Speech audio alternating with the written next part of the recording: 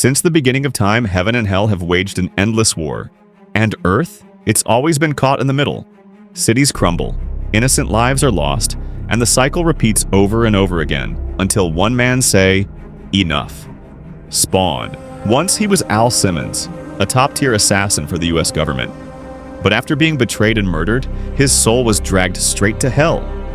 Desperate for one last chance to see his wife, he struck a deal with the demon Malebolgia. But deals with the devil? They always come with a catch. Instead of returning as himself, Simmons was reborn as Spawn, a hell spawn bound to a living symbiotic suit made of necroplasm. A soldier in Hell's army, but Simmons wasn't just any soldier. He broke free. With immense power and a tragic past, Spawn became something else entirely.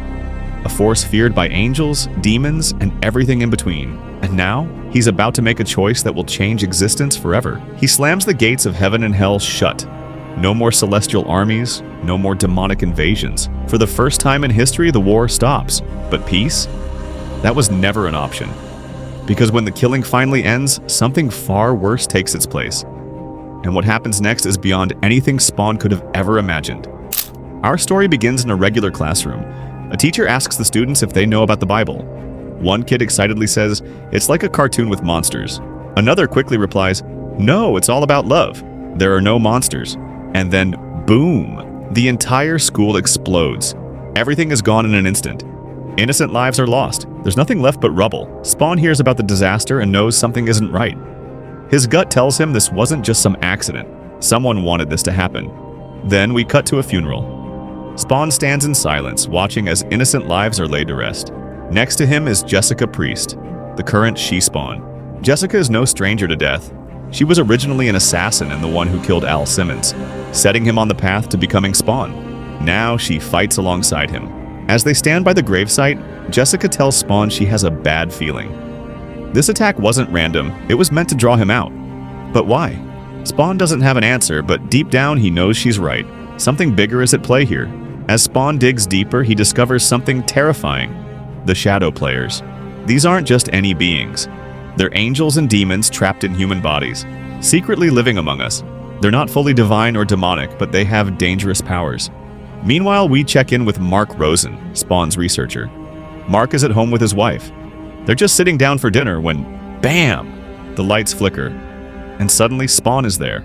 Before Mark can react, Spawn grabs his wife, one hand clamped over her mouth. "If you want her in one piece," Spawn growls, "you'll do exactly what I say." Mark's face goes pale. He knows Spawn isn't bluffing. Spawn tightens his grip, leans in and whispers, "Who did this?" Mark stammers, "Don't know, I swear." But Spawn isn't in the mood for games. His voice drops lower, almost inhuman. "Last chance." Mark gulps, sweat dripping down his face. And then he finally cracks. Metatron. That's the name. The prime suspect behind the school explosion. Now, Metatron isn't just any angel. He was once human, the only person who ever convinced God to turn him into an angel. Spawn sets out to find him. But while he's looking, Metatron is already causing chaos. He walks through the city when a homeless man begs him for help. At first, Metatron ignores him. But the man won't stop pleading. Frustrated, Metatron leans in and whispers something in his ear. The whisper grows louder, louder, until his head explodes, splattering blood everywhere. And Metatron? He just keeps walking. Finally, Spawn tracks Metatron to his hideout, expecting a fight. But when he gets there, it's too late. Metatron is already dead. His body is shredded, his insides smeared across the walls. Someone, or something, got to him first.